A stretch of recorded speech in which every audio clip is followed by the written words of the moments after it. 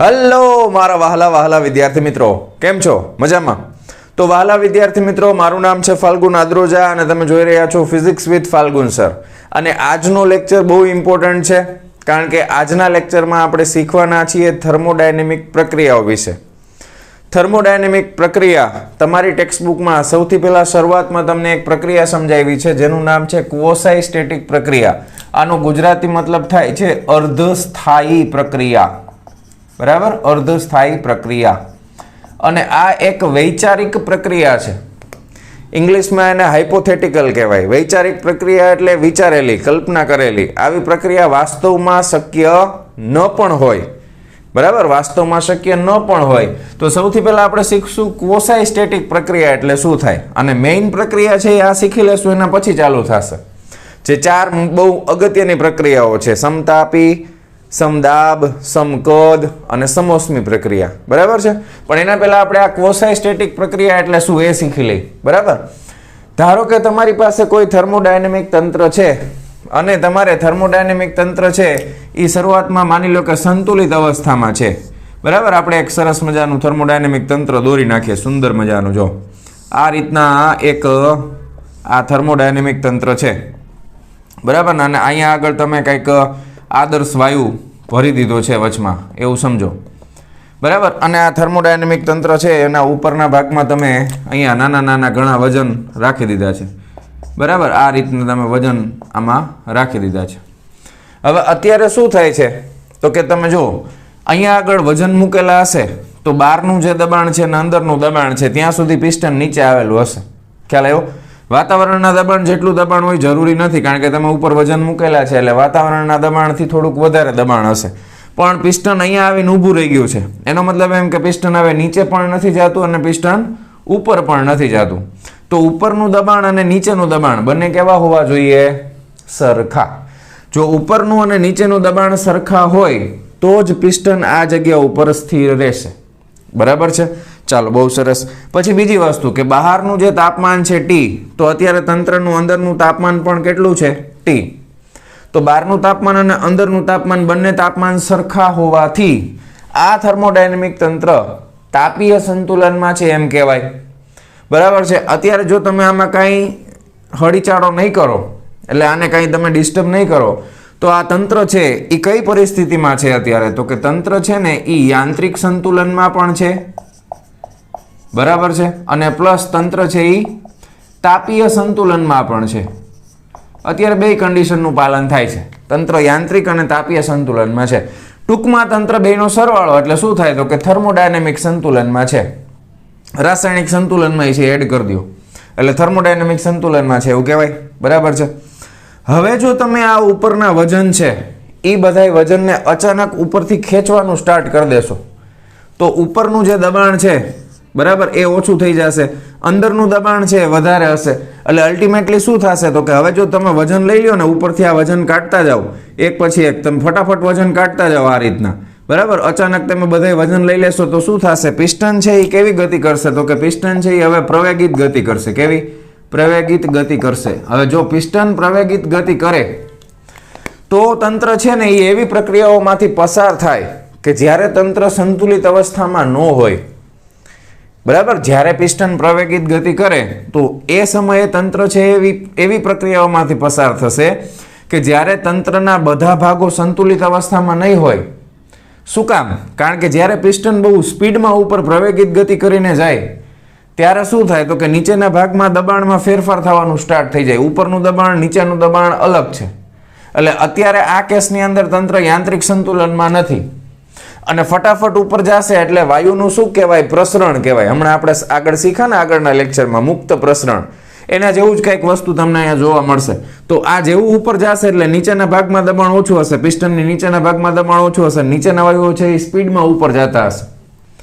બરાબર. તો શું થાય તો કે તંત્રના અલગ અલગ ભાગમાં દબાણ અને તાપમાન છે એ જુદા જુદા હોય, કારણ કે વાયુનું પ્રસરણ થાય. જે ભાગમાં થશે એ ભાગમાં તાપમાન ઘટવા માંડશે, બીજા ભાગનું તાપમાન વધારે હશે.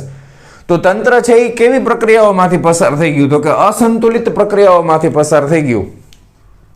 અને જ્યારે કોઈ તંત્ર અસંતુલિત પ્રક્રિયાઓમાંથી પસાર થાય ત્યારે એને સમજાવવા માટે આપણી પાસે કોઈ પણ જાતનું સમીકરણ ઉપલબ્ધ નથી. બરાબર, એને તમે કોઈ પણ રીતે સમજાવી શકશો નહીં, કારણ કે તંત્રના બધા ભાગમાં ભૌતિક રાશિઓના મૂલ્ય જુદા જુદા હશે. અમુક ભાગમાં તાપમાન વધારે, અમુક ભાગમાં ઓછું, અમુક ભાગમાં દબાણ વધારે, અમુક ભાગમાં દબાણ ઓછું, તો એને તમે સમજાવી શકશો નહીં. ખ્યાલ આવ્યો? તો હવે આપણે એવી પ્રક્રિયા બનાવીએ, એવી આદર્શ પ્રક્રિયા બનાવીએ કે જે પ્રક્રિયામાં કોઈ પણ સમયે, કોઈ પણ ક્ષણે કોઈ પ્રક્રિયા થાય છે તો એ પ્રક્રિયાના દરેકે દરેક બિંદુ પાસે તંત્ર હંમેશા સંતુલિત અવસ્થામાં જ હોય. એવી કલ્પના આપણે કરીએ અને એવી એક પ્રક્રિયા આપણે વિચારીએ, જેને આપણે નામ આપવાના છીએ ક્વોસાઇસ્ટેટિક પ્રક્રિયા. શું નામ આપવાના છીએ?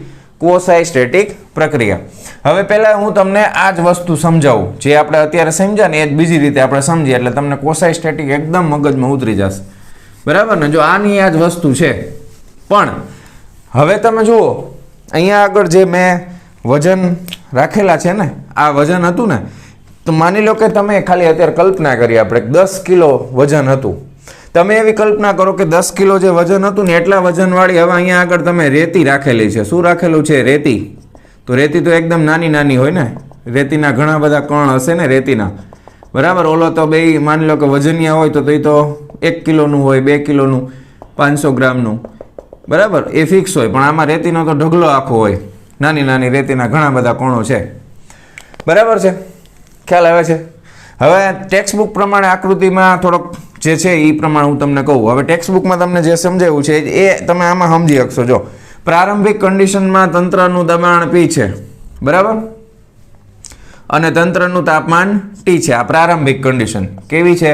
તો કે પ્રારંભિક અવસ્થા છે. પ્રારંભિક અવસ્થા છે. પ્રારંભિક અવસ્થામાં તંત્રનું દબાણ P છે, તાપમાન T છે, બરાબર. હા, હવે ઉપરના ભાગમાં આપણે રેતી ભરી છે અને તમારે એને અંતિમ અવસ્થામાં લઈ જવાનું છે. તો અંતિમ અવસ્થામાં તંત્રનું દબાણ અને તાપમાન છે ને એ P' અને T' થવાના છે. ધારો કે બદલાઈ ગયા એવું સમજો, બરાબર છે? હા, કદ બદલાશે, બરાબર, કદ પણ બદલાશે, પણ એને આપણે દર્શાવ્યું નથી as per the text book. હવે તમે એવું સમજો કે તમારે આ પરિસ્થિતિમાં જવું છે અંતિમ અવસ્થામાં. હવે એવું તમે સમજો કે બહારનું દબાણ બદલાય છે, અંદરનું દબાણ ચેન્જ થતું હશે, તાપમાન બદલાતું હશે. હવે પહેલાં આપણે આપણી રીતે સમજી લઈએ તો તમને વધારે આઈડિયા આવશે. હવે હું શું કરું છું કે હું આમાંથી છે ને 10 કિલો રેતી છે, કેટલી? 10 કિલો. એમાંથી ખાલી 10 ગ્રામ રેતી ઉપાડીને સાઈડમાં મૂકી દીધી મેં. ધ્યાન આપજો. તો ખરેખર પ્રક્રિયાનો જો આનો આલેખ બનાવીએ, આપણે પીવી ડાયાગ્રામ બનાવીએ તો કઈ રીતનો બને જોજો. આ દબાણ વિરુદ્ધ આ કદ. તો આ પ્રારંભિક કન્ડિશન છે, તો પ્રારંભિક કન્ડિશનમાં દબાણ વધારે છે તો અહીંયા દબાણ છે, બરાબર, અને કદ ઓછું હોય તો આ પ્રારંભિક કન્ડિશન છે. આને આપણે P1 V1 નામ આપી દઈએ. આ પરિસ્થિતિ છે, આને બિંદુ નંબર 1 નામ આપો. હવે મેં શું કર્યું? 10 ગ્રામ રેતી લીધી તો ઉપરનું દબાણ સહેજ ઘટ્યું, થોડુંક માઇનોર અમથું, બરાબર. તો ઉપરનું દબાણ સહેજ ઘટે તો પિસ્ટન છે એ સહેજ ઉપર જશે, થોડુંક, લિટલ બીટ. તો પિસ્ટન સહેજ ઉપર જાય તો વાયુનું સહેજ પ્રસરણ થાય કે નહીં? હવે બીજું તમે વિચારો, સ્ટાર્ટિંગમાં પ્રારંભિક બહારનું તાપમાન છે એ T જ હતું એવું તમે સમજો, બરાબર. બહારનું તાપમાન છે એ T જ છે. તો હવે આ સહેજ ઉપર જશે પિસ્ટન તો અંદરનું દબાણ છે એ બહારનું દબાણ છે બે સરખા થવાનું ટ્રાય કરશે ને, કારણ કે તમે જેટલી રેતી ઉપર લેશો એટલું પિસ્ટન ઉપર જશે, એટલે અંદરનું દબાણ ને બહારનું દબાણ સરખા થઈ જશે. કારણ કે પિસ્ટન તો જ ઉપર જાય, અંદરનું બહારનું સરખા થાય, એટલા માટે તો પિસ્ટન ઉપર જાય છે ને, એટલે દબાણ તો સરખા થઈ ગયા. વાયા વધ્યું તાપમાન. હવે માની લો કે આપણે ટેક્સ્ટ બુક પ્રમાણે કલ્પના કરીએ કે ટેક્સ્ટ બુક પ્રમાણે સહેજ તમે ઉપર લીધું તો તાપમાનમાં સહેજ ફેરફાર થશે ને. જો વાયુનું પ્રસરણ થાય ને તો તાપમાન ઘટે. તો માનો કે આનું તાપમાન થોડુંક ઘટ્યું, થોડુંક માઇનોર. પહેલાં આનું તાપમાન ખાલી સમજવા માટે એવું સમજો 30 ડિગ્રી સેલ્સિયસ હતું, બરાબર છે. હવે ઘટીને કેટલું થઈ ગયું? તો કે 29.99 ડિગ્રી સેલ્સિયસ થઈ ગયું, કારણ કે વાયુનું પ્રસરણ થાય છે. તો તમે એવી સિસ્ટમ બેહાડી છે કે જેવું તમે અહીંયા ઉપરથી ખેંચો ને રેતી તો બહારનું તાપમાન એ તમે 29.99 કરી નાખો છો, એવી સિસ્ટમ ગોઠવેલી છે.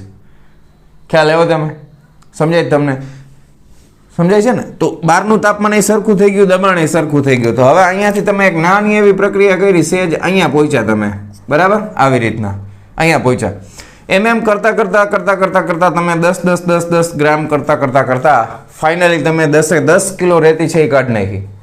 તો તમારી એકચ્યુઅલમાં પ્રક્રિયા છે ને એ તમે માનો કે એ પ્રક્રિયા છે એ ફાઇનલી અંતિમ કદ ને દબાણ અને કદ આટલું છે P2 V2 બરાબર એવું માનો, આ બીજા નંબરનો પોઈન્ટ બરાબર. તો આ પ્રક્રિયા છે એને તમે અનંત ભાગમાં વિભાજિત કરી નાખી. કેટલા? અનંત ભાગમાં. જો આ નાની નાની જે ચોકડી છે એટલા ભાગમાં વિભાજિત તમે કરી નાખી છે, અનંત નાના નાના ટુકડામાં વિભાજિત કરી નાખી. તો હવે આ ટુકડાનો જેટલી ચોકડી દેખાય છે એ દરેકે દરેક ભાગ ઉપર શું હશે? તો કે દરેક ભાગ ઉપર તંત્ર છે એ સંતુલિત અવસ્થામાં હશે, કારણ કે બહારનું અંદરનું દબાણ સરખું થઈ ગયું હશે, બહારનું અંદરનું તાપમાન સરખું થઈ ગયું હશે.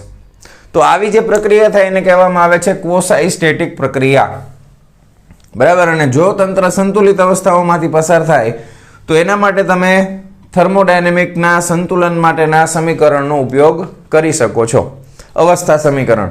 તો આદર્શ વાયુ હશે તો PV =μRT સમીકરણ આપણે વાપરી શકશું. ખ્યાલ આવ્યો તમને? તો આને કહેવામાં આવે છે ક્વોસાઇસ્ટેટિક પ્રક્રિયા. આને શું કહેવાય? ક્વોસાઇસ્ટેટિક પ્રક્રિયા. ટેક્સ્ટ બુકમાં તમને જે આકૃતિ આપી છે એમાં તમને એમ કીધું છે કે આ બહારનું જે દબાણ છે એ P + ΔP છે, બહારનું જે તાપમાન છે એ T + ΔT છે બરાબર. અને તમારે ક્રમિક ટેક્સ્ટ બુકમાં શબ્દ તમે વાંચશો તો તમને ખબર પડશે કે આને જે બહારનું જે છે ને પરિસર, તો પરિસરમાંથી આ જે ઉષ્મા છે તાપમાન, તો પરિસર છે એને તમે માની લો કે ઉષ્મા પ્રાપ્તિ સ્થાન છે કે જ્યાંથી તમને ઉષ્મા મળતી હોય બરાબર. તો પરિસરમાંથી તમારે એવા ઉષ્મા પ્રાપ્તિ સ્થાન ક્રમિક પસંદ કરવાના. તમે જેટલી રેતી કાઢો અંદરનું જેટલું તાપમાન બદલાય એ પ્રમાણે તમારે ઉષ્મા પ્રાપ્તિ સ્થાન પણ એવા લેતા જવાના.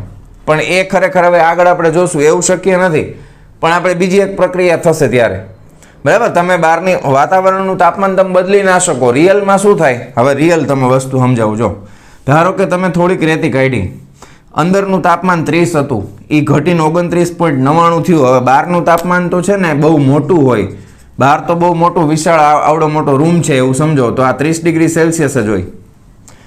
તો હવે બહારનું 30 છે, અંદરનું 29.99 થયું, તો એ શું કરે તંત્ર? તો કે તંત્ર છે ને એ બહારથી થોડીક ઉષ્મા શોષી લેશે ΔQ જેટલી, અને પાછું તંત્રનું તાપમાન પાછું હતું ને એટલું કેટલું થઈ જશે? 30. સમજાય ટૂંકમાં? તમને સમજાણું તમને શું કહું છું? જો પિસ્ટન ઉપર જાય તો એ બહારથી ઉષ્મા શોષી લેશે, તો તંત્રનું તાપમાન બદલાશે નહીં.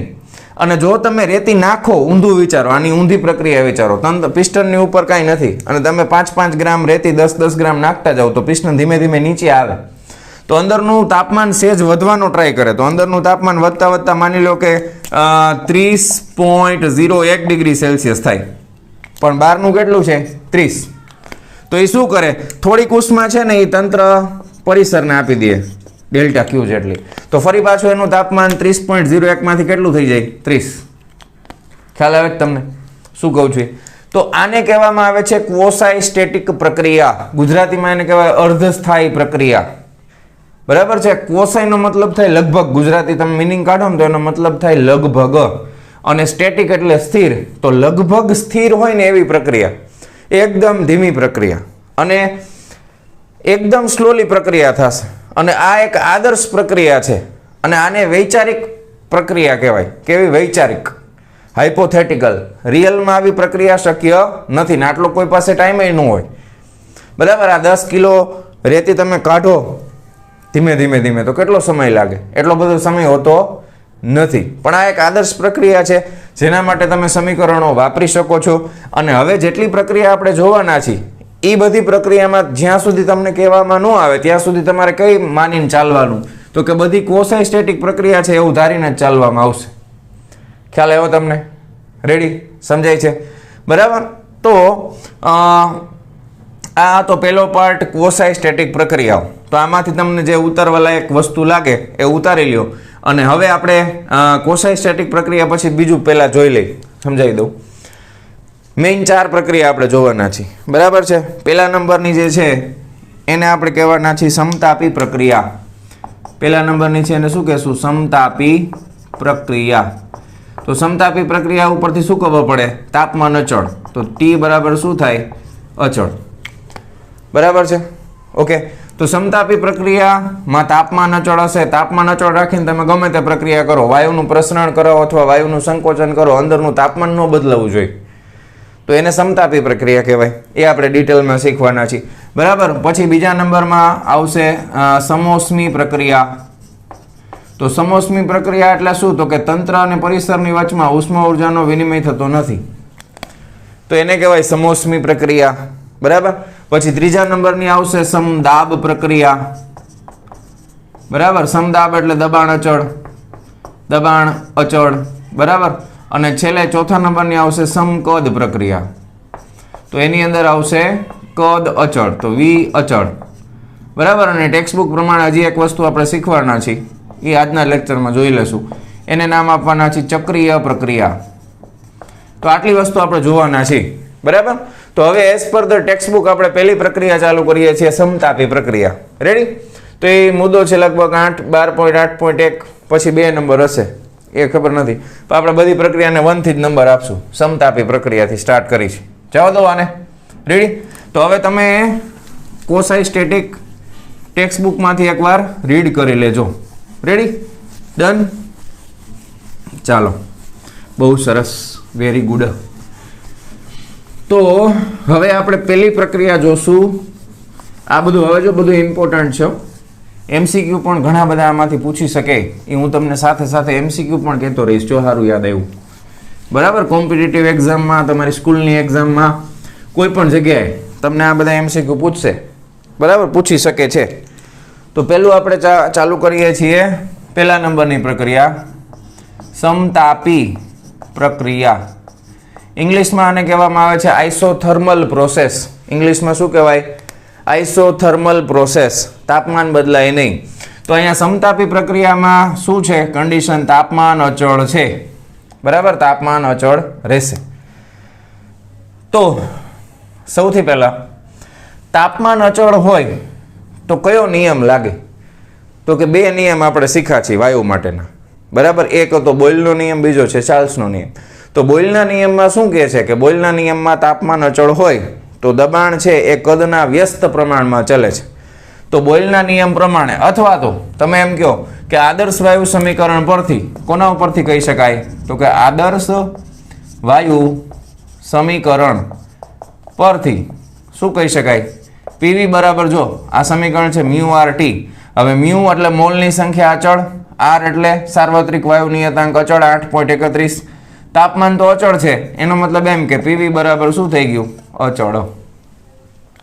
ખ્યાલ આવ્યો? ડન આટલું? ઓકે, સરસ, વેરી ગુડ. હવે ધ્યાન આપો, જો પીવી અચળ હોય તો તમે P1 V1 બરાબર P2 V2 બરાબર P3 V3 બરાબર જેટલા લખો એટલા લખી શકો, બરાબર. અને આ બધા બરાબર શું થાય? તો કે અચળ થાય. ખ્યાલ આવે છે? તો એવો કોઈ પણ આલેખ હોય કે જેમાં દબાણ અને કદનો ગુણાકાર કોઈ પણ બિંદુ પાસે અચળ રહેતો હોય, એને કહેવામાં આવે છે સમતાપી પ્રક્રિયા. ખ્યાલ આવે છે? બરાબર. ધારો કે એનો આલેખ હું તમને ડ્રો કરીને સમજાવું તો સમતાપી પ્રક્રિયાનો આલેખ તમને આ રીતનો મળશે, આ પીવી, બરાબર. ધારો કે અહીંયાથી સ્ટાર્ટ કરો તો આ રીતનો આલેખ તમને જોવા મળશે. બિંદુ 1, બિંદુ 2, આ સમતાપી પ્રક્રિયાનો આલેખ છે, બરાબર. સમતાપી, તાપમાન અચળ છે એવું. રેડી? ઓકે, હવે આગળ વધીએ. ખાસ ટેક્સ્ટ બુકમાં અમુક વસ્તુ નથી આપી, પણ કોમ્પિટિટિવ એક્ઝામ માટે પૂછાય છે અને અગત્યનું છે. તો સૌથી પહેલાં તો આપણે આલેખ મેં આવો દોર્યો, તો એ મને કેમ ખબર પડે કે આ રીતનો જ આલેખ આવશે? તો એના માટે આપણે પહેલાં શું ગોતવું પડે? તો કે એના માટે તમારે છે ને સમતાપી પ્રક્રિયામાં ઢાળ શોધવો પડે, બરાબર છે. ઢાળ તમને ટેક્સ્ટ બુકમાં નથી આપ્યો, એમસીક્યુ તમને ક્યાંક રેફરન્સ બુકમાં મળે, તો એનો આપણે પહેલાં ઢાળ ગોતી લઈ. તો બરાબર છે, સમતાપી પ્રક્રિયાનો ઢાળ. ઢાળ એટલે શું થાય? તો કે વાય અક્ષમાં થતો ફેરફાર એટલે ડીપી, છેદમાં એક્સ અક્ષમાં થતો ફેરફાર એટલે ડીવી. આને ઢાળ કહેવાય, બરાબર. નો યાદ હોય તો કહી દઉં. તો ડીપીના છેદમાં ડીવી આપણે આ ગોતવાનું છે. તો એના માટે આપણે જો સૂત્ર યુઝ કરશું પીવી બરાબર અચળ. પીવી બરાબર અચળ. હવે અચળ બરાબર આપણે ગમે તે સંખ્યા ધારી લો કે. હવે આ સમીકરણનું જો વિકલન કરવામાં આવે, બરાબર. કેવું વિકલન? આંશિક. જો દબાણ બદલાય છે અને કદ બદલાય છે, બરાબર ને. પ્રક્રિયા થશે એટલે દબાણ અને કદ બદલાય, તાપમાન નથી બદલાતું. તો જે બે વસ્તુનો ગુણાકાર માં બંને ભૌતિક રાશિઓ બદલાતી હોય એનું વિકલન થાય તો એને આંશિક વિકલન કહેવાય. કારણ કે બી ગ્રુપ વાળા જોતા હશે વિડીયો, તો એ લોકોને વિકલનમાં આવું બધું શીખા નથી આપણે. પણ એ તમે નો યાદ રાખો તો વાંધો નહીં, સીધો આનો ઢાળ યાદ રાખી લેશો તો એ ચાલશે, બરાબર. અને આ બંને વસ્તુ એકબીજાના ગુણાકારમાં છે. જો તો વિકલનમાં ગુણાકારનો નિયમ લાગુ પડશે. શું લાગુ પડે? વિકલન માટે ગુણાકારનો નિયમ. ગુણાકારનો નિયમ એમ કે છે કે પેલું ઊભું રહેશે એટલે પી ઊભું રહેશે, બીજાનું વિકલન બરાબર, એટલે વીનું વી પ્રત્યે વિકલન તો એક જ થાય, તો એને અહીંયા લખવાનું ડીવી વત્તા બીજું ઊભું રહે એટલે વી ઊભું રહેશે, પહેલાનું વિકલન પહેલાનું પી પ્રત્યે વિકલન તો પી જ થાય એટલે અહીંયા લખવું પડે ડીપી બરાબર, અને અચળનું વિકલન હંમેશા 0 થાય, અચળનું વિકલન શું થાય 0, તો હવે મારે ડીપીના છેદમાં ડીવી જોઈ છે તો વી ડીપી બરાબર માઇનસ પી ડીવી થાય બરાબર છે, અહીંયાથી ડીવી ના બાજુ વીને ઓલી બાજુ લઈ લ્યો તો ડીપીના છેદમાં ડીવી બરાબર શું થાય માઇનસ પીના છેદમાં વી બરાબર, તો આને કહેવામાં આવે છે સમતાપી પ્રક્રિયાનો ઢાળ, તો ઢાળનું મૂલ્ય મને મળે છે માઇનસ પીના છેદમાં વી, માઇનસ પીના છેદમાં વી.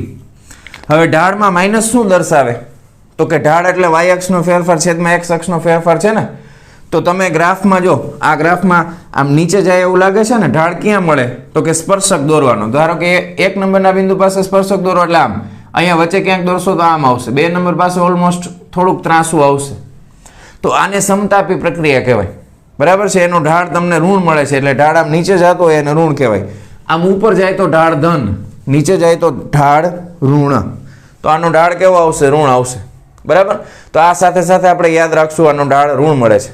બીજી એક વસ્તુ ધારો કે મારે તમને સમજાવવું છે તો આપણે અહીંયા ધારો કે 3 બિંદુ લઈ લઈએ બરાબર, અહીંયા હજી એક બિંદુ તમે લઈ લ્યો એરાની બાજુમાં, અહીંયા એક બિંદુ છે એવું સમજી લ્યો, ધારો કે આને નામ આપી દઈએ એ બી અને સી બરાબર, તો હું તમને ખાલી સમજાવવા ખાતર આપણે 3 અલગ અલગ કિંમતની મદદથી સમજી લઈએ કે તમને કોઈ પણ બિંદુ પાસે ઢાળ પૂછે બરાબર, કોમ્પિટિટિવ એક્ઝામમાં ધારો કે આવે અને તમને ઢાળ પૂછે તો કેવી રીતે ગોતવાના એ આપણે જોઈ લઈએ બરાબર. ધારો કે આપણે કિંમત નક્કી કરીએ કેટલી રાખશું, અહીંયા V0 રાખી, અહીંયા 2V0 રાખી અને અહીંયા 8V0 રાખી, 3 કિંમત રાખી બરાબર. હવે અહીંયા 8 એકુ 8 એટલે અહીંયા P0 થાય, અહીંયા 4 દુ 8 એટલે 4P0 થાય અને અહીંયા 8 એકુ 8 એટલે 8P0 થશે. હવે એક વસ્તુ તમે જુઓ, મેં આમાં નક્કી કેવી રીતના મૂકી છે કિંમત, જો આનો ગુણા પહેલા નંબરનું એ નંબરનું બિંદુ છે ને 8 એકુ 8, બી નંબરનું બિંદુ છે 4 દુ 8, સી નંબરનું બિંદુ છે 8 એકુ 8, કોઈ પણ બિંદુ લ્યો, બે પી અને વી નો ગુણાકાર હંમેશા કેવો મળશે 8 જ મળશે, તો જ કેવી પ્રક્રિયા હોય સમતાપી હોય. તો એમસીક્યુમાં પહેલું તમને આ રીતનો કોઈ ગ્રાફ આપે ને અલગ અલગ કિંમત આપી હોય તો ખબર પડી જાય જોઈએ ગુણાકાર સરખો થાય છે બધા બિંદુ પાસે પીવી નો તો સમતાપી છે, ખ્યાલ આવ્યો. હવે તમને કોઈ પણ બિંદુ પાસે ઢાળ શોધવો છે, ધારો કે બિંદુ એ પાસે મારે ઢાળ ગોતવો છે તો ડીપીના છેદમાં ડીવી કયા બિંદુ પાસે ગોતવો છે તો કે એ બિંદુ પાસે મારે ઢાળ ગોતવો છે બરાબર, તો એ બિંદુ પાસે ઢાળ ગોતવો છે તો માઇનસ પીના છેદમાં વી આવે તો માઇનસ કરી નાખીએ, એ બિંદુ પાસે પી કેટલા છે તો કે 8P0, વી કેટલા છે તો કે V0 છે, તો આ ઢાળ મળી ગયો. બી બિંદુ પાસે જોતો હોય તો બી બિંદુ પાસે માઇનસ પીના છેદમાં વી તો માઇનસ 4P0 છેદમાં 2V0 બરાબર, તો આ 2 દુ 4 તો આ રીતના આવશે 2P0/V0. પછી સી બિંદુ પાસે જોતો હોય ઢાળ બરાબર, તો સી બિંદુ પાસે શું આવશે માઇનસ P0 ના છેદમાં 8V0 બરાબર. જો હવે અહીંયા આગળ ઢાળનું મૂલ્ય નેગેટિવમાં સૌથી મોટું છે, જો તો અહીંયા આગળ તમે ધારો કે ઢાળ ડ્રો કરો એટલે ઢાળ કેવી રીતે દોરાય, અહીંયાથી સ્પર્શકની દિશામાં મળે ને, તો જો આનું એકદમ તીક્ષ્ણ આવે એ નંબરના બિંદુ પાસે બરાબર છે, તો આ -8 છે ગુણાકારમાં P0/V0, તો સૌથી મોટો ઢાળાનો માઇનસમાં છે એટલે સાવ નીચે જશે આમ. પછી આના કરતાં આ ઓછો છે તો તમે અહીંયાથી સ્પર્શક દોરો બી બિંદુ પાસે તો એ ઓલમોસ્ટ આ રીતનો ઢાળ આવે, ખ્યાલ આવ્યો. તો જો આનો ઢાળ વધારે, આનો ઢાળ એના કરતાં ઓછો નેગેટિવમાં, અને આનો સૌથી ઓછો છે 1/8 છે, તો આ ઓલમોસ્ટ લગભગ નિયર અબાઉટ સ્ટ્રેટ લાઇન જેવો જ મળશે જો સી બિંદુ પાસેનો ઢાળ, ખ્યાલ આવ્યો. તો આ વસ્તુ યાદ રાખવાની છે, ખ્યાલ આવ્યો. તો આ રીતના તમને ઢાળ મળી જાય. આ કેવી પ્રક્રિયા છે? સમતાપી પ્રક્રિયા. રેડી? હવે હું આ મેં તમને સમજાવી દીધું, તમારે નોટ ડાઉન કરવું હોય તો કરી લ્યો બુકની અંદર બરાબર. આ ઢાળના ખાસ MCQ કોમ્પિટિટિવ એક્ઝામ માટે અગત્યના છે અને તમને સ્કૂલમાં પણ પૂછી શકે. ચાલો જવા દઉં, આ તમને ટેક્સ્ટ બુકમાં નથી સમજાયું ઢાળવાળું. રેડી? જવા દઉં છું. ઓકે ઓકે હાલો, તો અહીંયા સુધી ક્લિયર? ડન? બહુ સરસ, વેરી ગુડ. હવે આપણે આગળ વધીએ બાળકો. તમે આલેખ સમજી ગયા છો, તમને ઢાળ આવડી ગયો છે. હવે પ્રક્રિયા આપણે જોઈ લઈએ કેવી રીતના થાય. બરાબર, કેવી રીતના પ્રક્રિયા થાય. તો આ સમતાપી પ્રક્રિયા છે, તાપમાન ન બદલાય એવી રીતના થાય. તો શું થશે? ઓકે, તો સૌથી પહેલાં હવે જો બધી થિયરીમાં એક જ સ્ટેપ ફોલો કરશું. પહેલાં આપણે વાત કરીએ થર્મોડાયનેમિક્સના પહેલા નિયમ પરથી. થર્મોડાયનેમિક્સના પ્રથમ નિયમ મુજબ. પ્રથમ નિયમ શું કહે છે? ડેલ્ટા ક્યુ બરાબર delta U plus P delta V છે ને આવો નિયમ. હવે સમતાપી પ્રક્રિયા છે તો તાપમાન બદલાય નહીં, તો ડેલ્ટા ટી બરાબર 0 થાય. જો તાપમાન ન બદલાય તો આમાંથી કઈ ભૌતિક રાશિનું મૂલ્ય શૂન્ય થાય? જરાક ચેક કરો તો. કોનું 0 થશે? ડેલ્ટા યુનું. કારણ કે ડેલ્ટા યુનું કોઈ પણ જગ્યાએ સમીકરણ શું આવે? મ્યુ સીવી ડેલ્ટા ટી. શું આવે? મ્યુ સીવી ડેલ્ટા ટી. તો ડેલ્ટા ટી ઉડી ગયું. આ શું કામ આ રીતના એવું યાદ છે ને? તમને મેં સમજાવ્યું હતું. સીવી બરાબર શું થાય? સીવી બરાબર ડેલ્ટા ક્યુનું છેદમાં ડેલ્ટા ટી થાય. તાપમાન અચળ, કદ અચળ. બરાબર, પણ હવે કદ અચળ હોય તો ડેલ્ટા ક્યુ બરાબર જ તે શું થાય? ડેલ્ટા યુ થાય. યાદ આવ્યું? આગળનું નો યાદ હોય તો અત્યારે શીખી લો.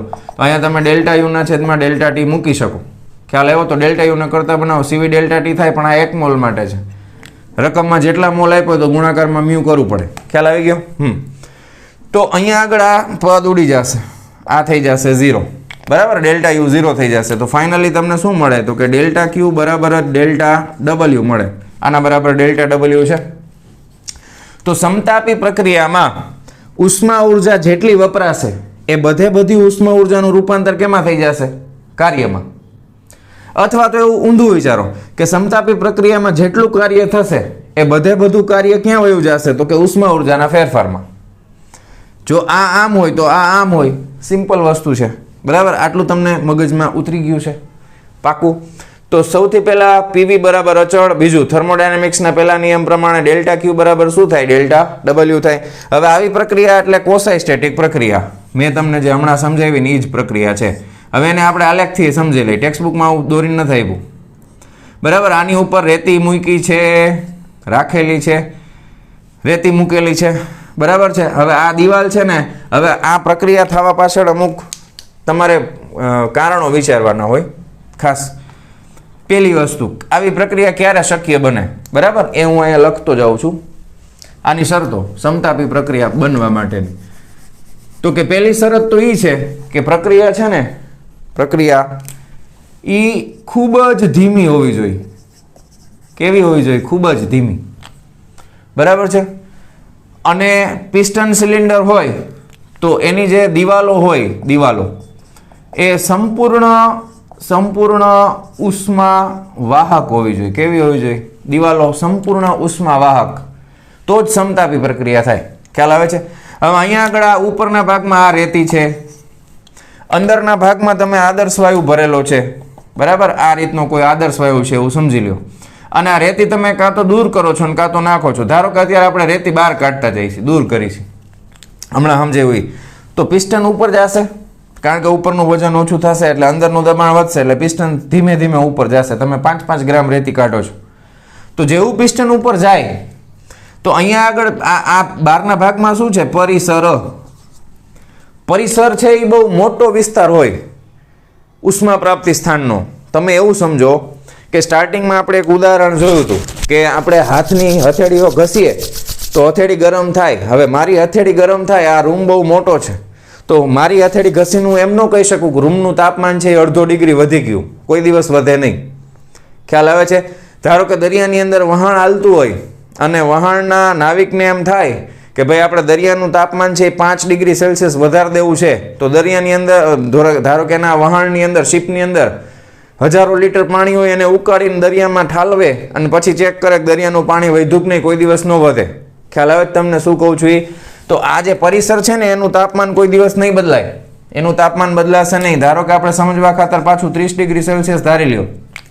રેતીથી તમે કાઢતા જાઓ છો તો ઉપર ગયું તો તાપમાન આનું સેજ ઘટવાનો પ્રયત્ન કરશે, એટલે માની લો કે 29.99 ડિગ્રી સેલ્સિયસ થયા તો તંત્ર શું કરી લેશે? આ દિવાલ ઉષ્માની સંપૂર્ણ વાહક છે તો આ 30 ડિગ્રી છે એટલે આમાંથી થોડીક ઉષ્મા શોષી લેશે. તંત્ર શું કરી લેશે? ડેલ્ટા ક્યુ જેટલી ઉષ્માનું શોષણ કરી લેશે અને શોષણ કરી લે એટલે તરત આ તાપમાન છે એ પાછું કેટલું થઈ જાય 30 ડિગ્રી સેલ્સિયસ થઈ જાય. ખ્યાલ આવ્યો? સમજાય છે ને વહાલા વિદ્યાર્થી મિત્રો? રેડી? તો આ રીતના જે પ્રક્રિયા થાય એ કેવી હોય તો કે સમતાપી પ્રક્રિયા હોય. આ પ્રક્રિયા કેવી થશે? સમતાપી પ્રક્રિયા થશે. તાપમાન બદલાશે નહીં. શું કામ નહીં બદલાય? કારણ કે આ ઉષ્માની સંપૂર્ણ વાહક દિવાલ છે. જેવું તાપમાન અંદરનું વાયુનું પ્રસરણ થાય એટલે ઘટે ને. તો જેવું થોડુંક ઘટવાનું ટ્રાય કરશે અને હાવ ધીમી ધીમી છે ત્યાં બહારથી ઉષ્મા લઈ લેશે પાછું હતું ને એટલું. ધારો કે ઊંધું વિચારો, રેતી નાખો છો તો થોડુંક દબાણ વધશે તો થોડુંક તાપમાન વધે, 30.01 થાય તો તરત પોતાનામાંથી ઉષ્મા છે એ પરિસરમાં જવા દે. પરિસરનું તાપમાન ન બદલાય કોઈ દિવસ. ખ્યાલ આવ્યો?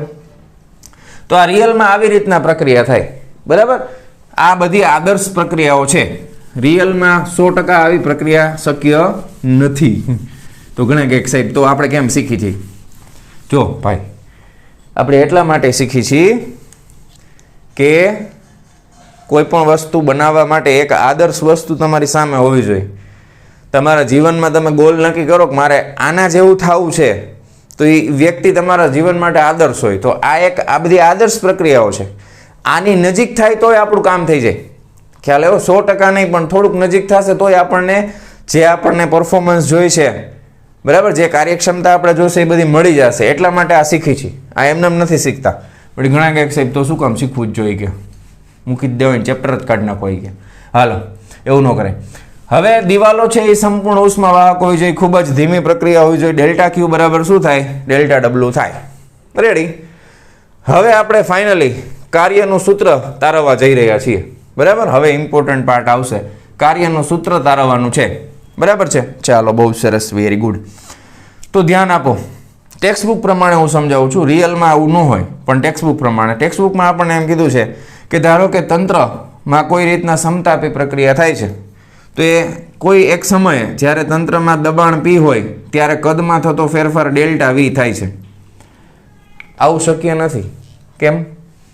તાપમાન અચળ છે, દબાણ થોડુંક અચળ છે. દબાણ બદલાશે અને કદય બદલાશે. બરાબર છે? દબાણ બદલાય તો કદય બદલાય. પણ ટેક્સ્ટબુકમાં એમ કીધું છે કે ધારો કે કોઈ એક સમયે સમતાપી પ્રક્રિયામાં દબાણ P હોય ત્યારે કદમાં થતો ફેરફાર ખૂબ જ નાનો છે, ખૂબ જ સૂક્ષ્મ છે. પછી તમને ખૂબ જ સૂક્ષ્મ છે એટલે તમને ખબર છે શું લેવાનું હોય? લક્ષ. Limit delta V tends to 0.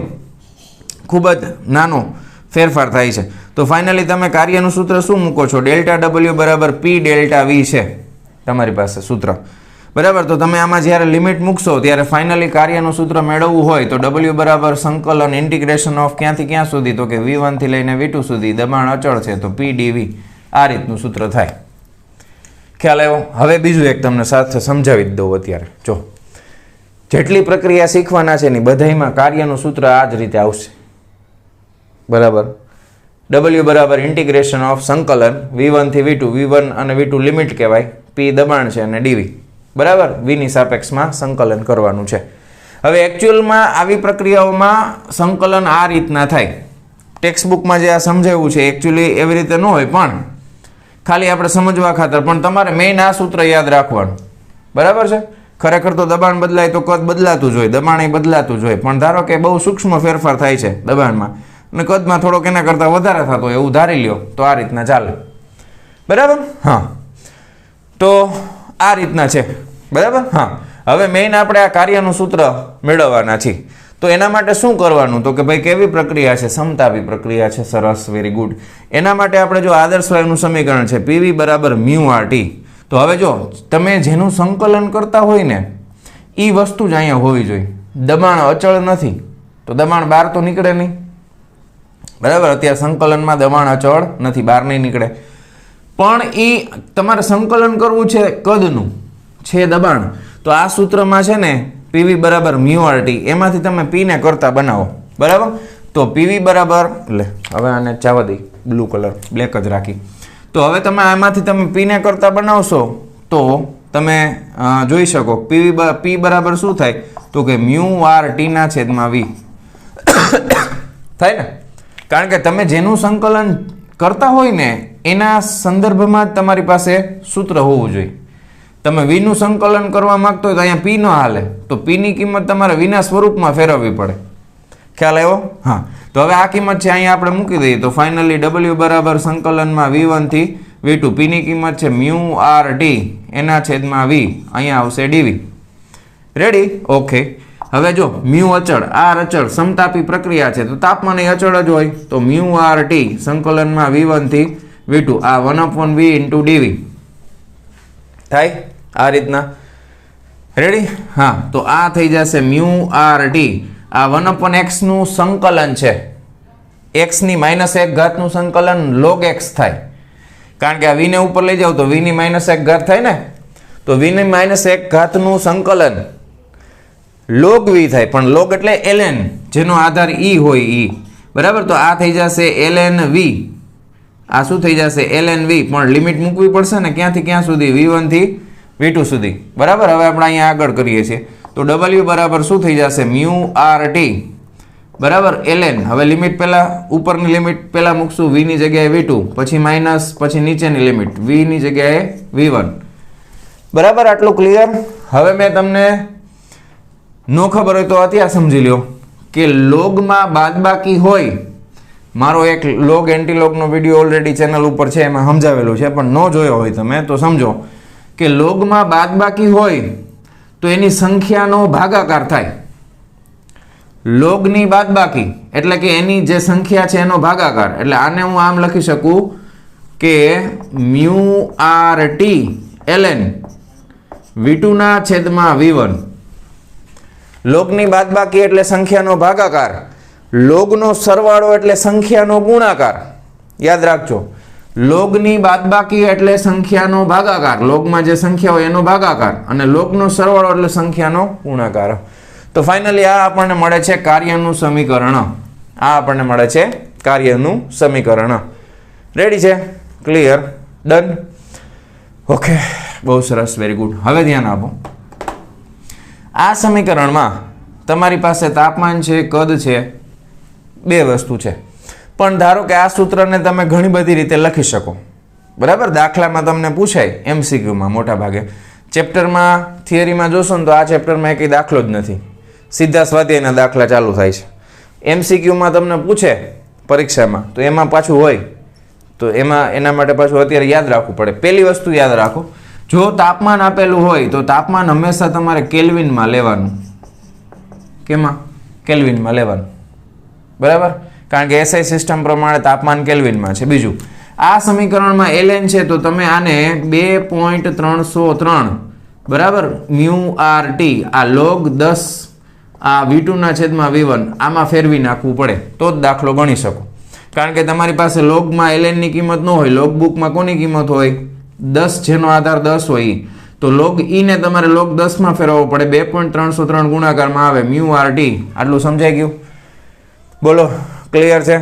પાકું? ઓકે. હવે જો દાખલાની અંદર તમને v1 અને v2 આપે, તમને log બુક નથી આપવી, તો બની શકે કે કદ છે ને તમને, ધારો કે હું તમને અત્યારે જે એક MCQ કહું કે જેની અંદર પ્રારંભિક કદ છે એ 10 લીટર હતું સમતાપી પ્રક્રિયામાં, અને અંતિમ કદ છે એ 100 લીટર છે, બરાબર છે. અંતિમ કદ 100 લીટર, અથવા તો આને એક કામ કરો, પ્રારંભિક 100 લીટર અને અંતિમ 10 લીટર છે, સંકોચન થાય છે. તો આ રીતના તમે દાખલો પૂછે MCQમાં, મ્યુ આપી દે, મોલની સંખ્યા, આર અચળાંક છે, તાપમાન આપેલું હશે કંઈક, એ કેલ્વિનમાં લઈ લેવાનું. તો આ તમે ગણતરી કરશો તો શું આવે? અહીંયા log 10 માં v2 ની જગ્યાએ 10 ના છેદમાં 100 આવે, બરાબર. તો લોગનો હજી એક નિયમ છે, આ દાખલો તમને ગણી નથી દઉં, બાકી કિંમત આપણે નથી મૂકતા, મ્યુ આર ટી, તો આ log 10, હવે અહીંયા ઉપર 10 છેદમાં 100, તો ઉપરથી એક મીંડું કેન્સલ થાય, 10 છે અને ઉપર જવા દો, 2.303 મ્યુ આર ટી આ log 10 ની -1 ઘાત થાય, આધાર 10. લોગનો હજી એક નિયમ છે, 10 ની ગમે તે ઘાત હોય, x ની n ઘાત, તો ઘાત આગળ આવતી રહેશે, ઘાત. log 10 બેઝ 10 બરાબર 1 થાય. આ બધા નો ખબર હોય એને કહી દઉં, આ 1 થાય, તો આ -1 ઘાત છે એને આગળ લઈ લો, એટલે -2.303 મ્યુ આર ટી. હવે આ બધી કિંમત જે આપી હોય દાખલામાં એ મૂકી દેવાની, માઇનસમાં જવાબ આવે. આ રીતના તમને MCQ પૂછશે, બરાબર. જોઈ લેજો, પાછું નો સમજણ હોય તો પાછું રિવાઇન્ડ કરીને સાંભળી લ્યો. આ રીતના MCQ હશે, પરીક્ષામાં પૂછી શકે, તમે ગમે તે સ્કૂલમાં હોય, બરાબર, એવું નથી. રેડી? પછી સહેલા પૂછો તો ન પૂછે એવું નથી કાંઈ, સ્કૂલવાળાની મરજી. આ બધા રેગ્યુલર અઘરા MCQમાં આવે. પછી કે સાહેબ અમને આવા પૂછતા જ નહીં. તો સારું, નસીબદાર તમે લખો. રેડી? હા, હવે બીજું, આ સૂત્રને બીજી 4 રીતે લખશું. કેમ? ધારો કે કોઈ દાખલામાં તમને μRT તાપમાન નથી આપ્યું, પણ તમને ખબર છે કે P1 V1 આપ્યું હોય અથવા તો P2 V2 આપ્યું હોય, તો આ બે બરાબર μRT જ થાય ને, સમતાપી પ્રક્રિયા છે. તો T1 T2 ન આવે, T1 બરાબર T2 બરાબર T જ છે. જો તો ધારો કે તમે μRT ની જગ્યાએ અહીંયા શું લખી શકો? P1 V1 લખી શકો, બરાબર, અથવા તો P2 V2 લખી શકો, બરાબર. એટલે કેમ થઈ ગયું? હા, V2 ભાગ્યા V1, બરાબર, આમાં લખી શકાય. હવે બીજું, ધારો કે P1 V1 બરાબર P2 V2 છે કોઈ દાખલાની અંદર, તમને જો આમાં શું થાય, જો બે કદ અને એક દબાણ, બે કદ અને એક દબાણ આપેલા છે, પણ ઊંધું હોય, બે દબાણ ને એક કદ આપે તોય થાય. જો હવે અહીંયા તમને ખબર છે કે V2 ના છેદમાં V1 બરાબર શું લખીએ ગઈ? P1 ના છેદમાં P2. ક્યાંથી આવ્યું? આના ઉપરથી. P1 V1 બરાબર P2 V2, બરાબર. તો V2 ના છેદમાં V1 બરાબર શું થાય? P1 ના છેદમાં P2. તો આને આમાંય લખીએ ગાય, અને આમાંય લખીએ ગાય. તો એકનું એક સૂત્ર તમે કેટલી રીતે લખી શકો છો? તો કે જો પહેલી રીત, પછી બાકી 4 રીત, 1 2 3 ને 4. આ બધી રીતમાં દાખલો ગણતી વખતે 2.303 તો કરવાનું, જો log 10 માં ફેરવવાનું જ, એમને નહીં થાય. રેડી? ઓકે, અહીં સુધી ક્લિયર? પાકું છે? આવડી જશે? હા. હવે છેલ્લી વસ્તુ, as per the text book, કે તમને કાર્ય ક્યારે ધન મળે ક્યારે ઋણ મળે. એક જ યાદ રાખશું કે કાર્ય ધન ક્યારે મળશે, કાર્યનું મૂલ્ય 0 કરતાં મોટું ક્યારે હોય? તો કે જ્યારે અંતિમ દબાણ છે એ મોટું હોય, પ્રારંભિક દબાણ નહીં કદ, અંતિમ કદ મોટું હોય, પ્રારંભિક કદ નાનું હોય, એટલે V2 મોટા V1 નાના, તો કાર્ય ધન. કાર્ય ઋણ ક્યારે મળે? તો કે V2 નાના V1 મોટા. એટલે આ પેલી પ્રક્રિયામાં શું થાય છે? આમાં થાય છે પ્રસરણ. તો જ્યારે પણ વાયુનું પ્રસરણ થાય એટલે વાયુનું કદ વધે, તો સમતાપી પ્રક્રિયામાં કાર્ય કેવું મળશે? ધન. જ્યારે પણ વાયુનું સંકોચન થાય, વાયુઓ દબાય, બરાબર, તો કાર્ય કેવું મળશે? ઋણ. તો આ જે છે એને કહેવાય સંકોચન. તો એક છે પ્રસરણ અને બીજું છે સંકોચન. પ્રસરણ અને સંકોચન, બરાબર છે. તો અહીંયા આગળ સમતાપીને લગતા બધા જ કન્સેપ્ટ આપણે જોઈ લીધા. આની બહારથી કાંઈ નહીં પૂછે તમને. MCQ હોય તોય ભલે, થિયરી હોય તોય ભલે, કોમ્પિટિટિવ એક્ઝામ ગમે એ હોય તોય ભલે, JEE હોય તોય ભલે, NEET હોય તોય ભલે, બીજું કંઈ છે જ નહીં આમાં, બરાબર. તો મેં સંપૂર્ણ માહિતી તમને સમતાપીની આપી દીધી. હવે આપણે બીજા નંબરની પ્રક્રિયામાં આગળ વધશું, જેનું નામ છે સમોષ્મી પ્રક્રિયા. કેવી પ્રક્રિયા છે ભાઈ? સમોષ્મી પ્રક્રિયા. રેડી? તો આ કહેવાનું રહી ગયું, વિડીયો પોઝ કરીને લખી લેજો. હવે પોઝ થાય એમ તો છે નહીં, મારાથી નહીં થાય, પણ તમે ઊંધું રિવાઇન્ડ કરીને તો કરી શકો ને. હા, પછી એમ કહેતા નહીં સર તમે પૂછ્યું નહીં, જવા દીધું ડાયરેક્ટ પૂછ્યા વગર, તો રિવાઇન્ડ કરીને જોઈ લેવાનું યાર. એમાં શું યાર તમે લોકો યાર. ડન ને? તો હવે બીજા નંબરની પ્રક્રિયા જોશું, જેનું નામ છે સમોષ્મી પ્રક્રિયા. શું છે? સમોષ્મી પ્રક્રિયા. સમોસા જેવું લાગે નહીં? સમોષ્મી પ્રક્રિયા ઇંગ્લિશમાં આને કહેવાય એડિયાબેટિક પ્રોસેસ. શું કહેવાય? Adiabatic process. સમોષ્મી પ્રક્રિયા એટલે એવી પ્રક્રિયા કે જેમાં ઉષ્મા ઉર્જાનો વિનિમય થાય છે શૂન્ય. કેટલો થાય છે? શૂન્ય. ઉષ્મા ઉર્જાનો કાંઈ વિનિમય થતો ન હોય એવી પ્રક્રિયા, એને સમોષ્મી પ્રક્રિયા કહેવાય. રેડી? ડન છે આટલું? તો હવે સમોષ્મી પ્રક્રિયામાં જો ઉષ્મા ઉર્જાનો વિનિમય ન થાય તો તમે થર્મોડાયનેમિક્સના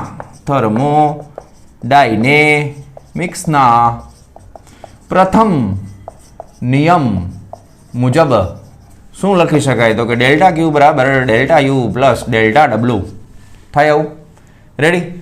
તો હવે અહીંયા ડેલ્ટા ક્યુ તો 0 છે, તો ડેલ્ટા ડબલ્યુ બરાબર માઇનસ ડેલ્ટા યુ થાય, બરાબર. અથવા તો બીજું કે ડેલ્ટા યુ ને ધન રાખો તો આ માઇનસ થાય.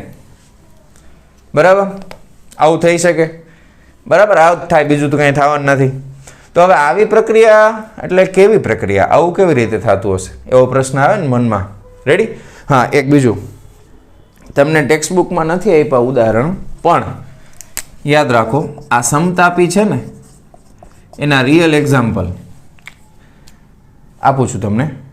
પેલું ઉદાહરણ છે બરફ છે નું પાણીમાં રૂપાંતર. બરાબર છે, બરફનું પાણીમાં રૂપાંતર. 0 ડિગ્રી સેલ્સિયસ વાળો બરફ હોય ને ઘન સ્વરૂપમાં, એમાંથી 0 ડિગ્રી સેલ્સિયસ વાળો બરફ છે ને એ પ્રવાહી સ્વરૂપમાં રૂપાંતર થાય. તો આને સમતાપી પ્રક્રિયા કહેવાય. ખ્યાલ આવ્યો?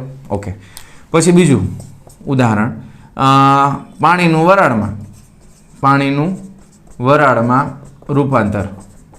પાણીનું જ્યારે વરાળમાં રૂપાંતર થાય તો વાતાવરણના દબાણે 100 ડિગ્રી સેલ્સિયસ વાળું પાણી હોય તો પ્રવાહી સ્વરૂપમાં, પાણી કેવા સ્વરૂપમાં હોય? પ્રવાહી. અને 100 ડિગ્રી સેલ્સિયસ વાળી જ વરાળ બને, એ કયા સ્વરૂપમાં હોય? બાષ્પ સ્વરૂપમાં અથવા વાયુ સ્વરૂપમાં. બાષ્પ કયો અથવા વાયુ. તો આ સમતાપી પ્રક્રિયાના બે ઉદાહરણ છે. ટેક્સ્ટ બુકમાં ડાયરેક્ટ નથી આપ્યા, પણ તમને MCQમાં પૂછે તો આ યાદ હોવા જોઈએ. બરાબર, બરફનું પાણીમાં રૂપાંતર થાય તો એ તાપમાન ન બદલાય, પાણીનું વરાળમાં રૂપાંતર થાય તો એ તાપમાન બદલાતું નથી. તો આ સમતાપી પ્રક્રિયાના બે ઉદાહરણ. રેડી? એ પણ યાદ રાખી લેજો. હાલો, હવે પાછા સમોષ્મીમાં આવી જાઓ. હતા ન્યા આ તો મને યાદ આવ્યું, કહેવાનું ભૂલાઈ ગયું હતું. હા, હવે સમોષ્મી પ્રક્રિયા ક્યારે થાય? તો કે જ્યારે ડેલ્ટા W બરાબર આંતરિક ઉર્જા માઇનસમાં આવે છે. તંત્ર દ્વારા કાર્ય થાય, તંત્ર દ્વારા કાર્ય થાય તો આંતરિક ઉર્જા ઘટે. તંત્ર ઉપર કાર્ય થાય તો આંતરિક ઉર્જા વધે. હવે આ સંજ્ઞા પદ્ધતિ ખાસ યાદ રાખવાની. તંત્ર દ્વારા તો પ્લસ, તંત્ર ઉપર તો માઇનસ, તંત્ર દ્વારા તો પ્લસ, તંત્ર ઉપર તો માઇનસ. બરાબર છે? હવે આ બેના આપણે ઉદાહરણ આપવા પડશે. બરાબર છે? તો જ તમને મગજમાં ઉતરે. હવે આના ટેક્સ્ટ બુકમાં કોઈ ઉદાહરણ નથી આપતા, પણ ધારો કે તમે થર્મોસ છે, પેલા આની શરત શું છે? તો કે જો ઉષ્મા ઉર્જાનો વિનિમય નથી થતો તો શરત શું આવે? તો કે પહેલી શરત શું આવે? ઉષ્મા ઉર્જાનો વિનિમય ન થાય તો સમોષ્મી દિવાલ હોવી જોઈએ. કેવી? સમોષ્મી દિવાલ. ઉષ્માની સંપૂર્ણ અવાહક દિવાલ હોવી જોઈએ. સમતાપીમાં પ્રક્રિયા ખૂબ ધીમે ધીમે થતી હતી ને, તો અહીંયા આગળ સમોષ્મીમાં પ્રક્રિયા છે ને એ ખૂબ જ ઝડપી હોવી જોઈએ. કેવી? ખૂબ જ ઝડપી, એકદમ સ્પીડમાં થવી જોઈએ, તો જ સમોષ્મી પ્રક્રિયા થાય, નકર ન થાય. બરાબર? હવે આ બેને આપણે એક ઉદાહરણ જોઈએ. હવે અહીંયા +W છે તો તમે સમજી શકો કોના દ્વારા કાર્ય થાય છે? તંત્ર દ્વારા કાર્ય થાય છે.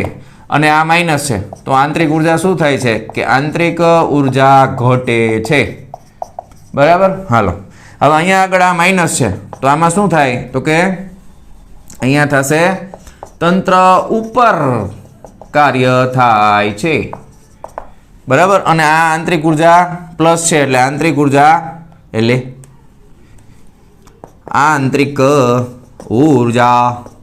વધે છે. બરાબર? આમાં તંત્ર ઉપર કાર્ય થાય છે અને આંતરિક ઉર્જા વધે છે. આમાં તંત્ર દ્વારા કાર્ય થાય છે, આંતરિક ઉર્જા ઘટે છે. ઉદાહરણ જોઈ લઈએ. ધારો કે તમે થર્મોસ બધાએ જોયેલો હશે, એની દિવાલ છે એ સમોષ્મી હોય. તો થર્મોસની અંદર તમે ગરમ ચા ભરી હોય અને તમે થર્મોસને બહારથી આમ હલાવો. બરાબર? ચા તો અંદર ભરેલી છે, ઉષ્મા ઉર્જા બહાર નથી જવાની, બહારથી અંદર નહીં, અંદરથી બહાર નહીં. તમે એને હલાવો છો તો તમે તંત્ર ઉપર કાર્ય કરો છો. તો તંત્ર ઉપર કાર્ય કરો છો, તંત્ર ઉપર કાર્ય થાય છે તો તંત્રની આંતરિક ઉર્જા શું થાય? વધે. આંતરિક ઉર્જા એટલે એના અણુઓની જે ગતિ ઉર્જા છે એ વધશે. તો અલ્ટિમેટલી ચાનું તાપમાન વધે કે ઘટે? તો કે વધે. બરાબર? ચાનું તાપમાન વધે. ધારો કે તમે પહેલાં માપેલું હોય ચાનું તાપમાન છે એ 90 ડિગ્રી છે અને પછી તમે આમ 5 મિનિટ સુધી હલાવ્યા કરો, પછી માપો તો 91 થઈ શકે, વધે જ. બરાબર? પછી મને ક્લાસમાં એક સ્ટુડન્ટે પૂછ્યું સાહેબ ઠંડી ચા ભરીને આમ કરી તો એવું ન કરાય. બરાબર? એ તમે અડધી કલાક હલાવો એના કરતાં 5 મિનિટ ગેસ ઉપર મૂકી દો તો થઈ જાય. બરાબર? પણ વધે ખરું 100%. બરાબર? તો આ એનું એક ઉદાહરણ છે. પછી ધારો કે આનું ઉદાહરણ આપવું છે આંતરિક ઉર્જા ઘટે એનું, તો કે બહુ સ્પીડમાં પ્રક્રિયા થતી હોય. ધારો કે કોઈ મોટું વાહન છે, બરાબર, બસ છે, ટ્રક છે કે કોઈ ગાડી છે, એનું ટાયર સડનલી અચાનક ફાટે, ધડુમ દેરાનું ટાયર ફાટે, ભડુમ દેરાનું. બરાબર? તો ટાયર ફાટે એ સમયે શું થાય? તો કે પૂરતો સમય મળે જ નહીં. ઉષ્મા ઉર્જાના વિનિમયને ટાઈમ મળે નહીં, એટલે ડેલ્ટા ક્યુ 0 થઈ જાય. તો વાયુનું શું થાય? મુક્ત પ્રસરણ થાય. કારણ કે ટાયરની અંદરના વાયુનું દબાણ બહુ વધારે છે અને બહારની વાતાવરણનું દબાણ બહુ ઓછું છે, એટલે ટાયરમાંથી વાયુ છે એ સ્પીડમાં બહાર નીકળે એટલે શું થઈ જાય? પ્રસરણ થાય ને વાયુનું. તો પ્રસરણ થાય એટલે શું થાય? મુક્ત પ્રસરણ કહેવાય. તો એ કેસની અંદર શું થશે? એની આંતરિક ઉર્જા છે એ ઘટે એટલે શું થાય? આજુબાજુનું તાપમાન ઘટશે. ખ્યાલ આવ્યો? તો આ એના આવી રીતના એક્ઝામ્પલ તમે વિચારી શકો, બરાબર. અને સમોષ્મી પ્રક્રિયા કહેવાય. ઉષ્મા ઉર્જાનો વિનિમય ન થાય એવી. હવે આપણે પિસ્ટન સિલિન્ડરથી સમજવું પડે ને ભાઈ, તો જ તમને મગજમાં ઉતરે ને. કારણ કે આપણે બધું જે ફાઇનલી શીખવાનું છે એ પિસ્ટન સિલિન્ડરની વાત છે. કાંઈ વાંધો નહીં મારા વાલા, એ પણ આપણે સમજી લઈ, બરાબર. આપણે રેતી જ રાખશું પિસ્ટન ઉપર. સમોષ્મી ગમે એ સમજવાની હોય. ધારો કે અહીંયા રેતી છે, અહીંયા રેતી છે, બરાબર. હા રેતી છે, રેતી. પણ આની દિવાલ મારા વાલા, આ દિવાલ છે ને ફરતી, આ કેવી દિવાલ છે? સમોષ્મી દિવાલ છે. કેવી દિવાલ છે? સમોષ્મી. આ દિવાલ કેવી છે? સમોષ્મી દિવાલ છે, ઉષ્માની અવાહક. અંદર તમે આદર્શ વાયુ ભરેલો છે, બરાબર. હવે અહીંયા તમે જોજો, તંત્રનું પ્રારંભિક તાપમાન છે ને T1 છે એવું માનો, બરાબર. હવે તમે સડનલી આમાંથી રેતી ફટાફટ કાઢો છો, અથવા તો વજન, આ રેતીને બદલે હવે કારણ કે જલ્દી કાઢવું છે તો તમે રેતીને બદલે વજન માની લ્યો, અથવા રેતી જ રાખો, પણ હવે દોથા ભરીને કાઢો છો. ઓલામાં કેમ 5-5 ગ્રામ 10-10 ગ્રામ કાઢતા હતા, એવી રીત નહીં, આમાં દોથા ભરીને કાઢો છો, હટાહટી. તો અચાનક શું થાય? પિસ્ટનની ઉપરનું દબાણ ઘટે. પિસ્ટનની ઉપરનું દબાણ ઘટશે એટલે પિસ્ટન ક્યાં જશે? ઉપર જશે. આમ પિસ્ટનનું શું થાય? ઉપર જશે, પ્રવેગિત ગતિ કરીને ઉપર જશે. અચાનક પ્રસરણ થાય જો વાયુનું. હવે બહારથી તો ક્યાંયથી ઉષ્મા આવવાની નથી.